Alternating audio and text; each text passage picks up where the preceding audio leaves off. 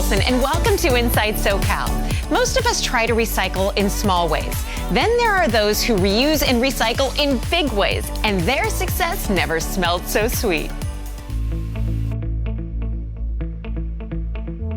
Further really started in our garage as a hobby. The accidental purchase of a diesel engine car sparked Marshall Dostal's interest in an unusual fuel alternative. I had read about it online that people were running their cars on vegetable oil, and I found that fascinating. And after research and trial and error, he got it. So he built the processor, he had this great hobby making the fuel, and then the glycerin was in these 5-gallon containers all over the garage.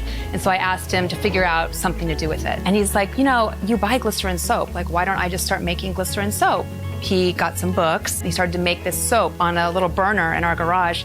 And Further was born. Household products made from that glycerin. But now Marshall needed a source. So he partnered with local restaurants to get their unusable oil. Went in and said, hey, can I take your grease? And then, because he would show up in a jumpsuit. You just take it off their hands. Yeah, just take it off their hands. And this stuff actually powers this vehicle, and then we actually make soap too. Here's a bottle of soap. Could we sell that back to you? And they said, yeah, that's cool. Yeah. We'll do that. This is the vegetable oil that we pick up from restaurants. That's fryer grease, stuff that they use to make French fries or chicken or fried chicken or anything.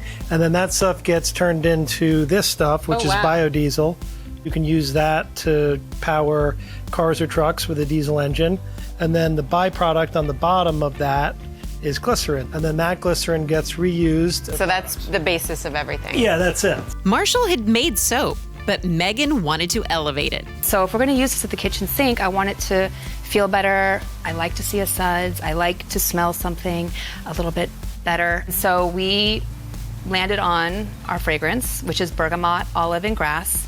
I can smell it through the boxes. It's so lovely. Thank you. Now, 15 years later, you can find their soap in businesses all over the city, all made with their no-waste model, which they hope inspires others. It's just the small contributions that everybody makes that adds up to something big.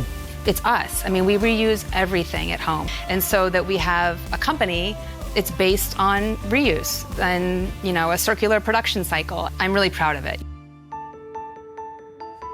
Armando Ochoa is a plastic warrior, dedicated to turning the tides on plastic pollution. He started the nonprofit One Plastic Life to do that. But there was a different problem that hit close to home. The reason why I started this is because a lot of my friends growing up ended up dying over gang violence. A lot of my friends were suffering from the streets.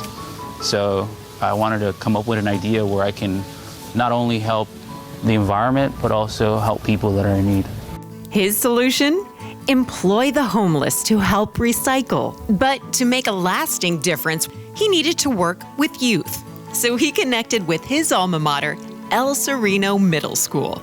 So I wanted to create a curriculum for the students where they learn how the plastic recycling process actually works and how to reduce their plastic consumption. What we do is that we get like cards. We go around the school collecting their recyclables. Every class has a blue bin that says recycle. Once the students have collected enough material, we actually collect it in our bus and we take it to campsites where people are homeless and they help us with the process of recycling the material. This is actually the bus that I use. We collect the material in this bus. They help us sort it. And in return, they receive payment? Yeah.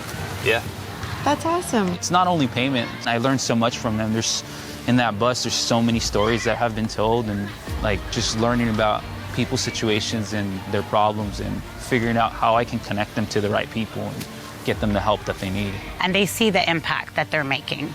It's bringing awareness of how students can give back and support the community. How does it make you feel to impact this kind of change and see it happening before your eyes? It's goosebumps, you know?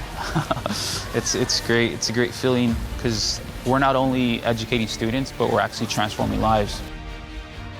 Thank you so much, Megan. Oh my gosh, sustainability never smelled so good. For Inside SoCal, I'm Erica Olsen. We'll see you next Sunday. Inside SoCal is sponsored by Yamava Resort and Casino at San Manuel.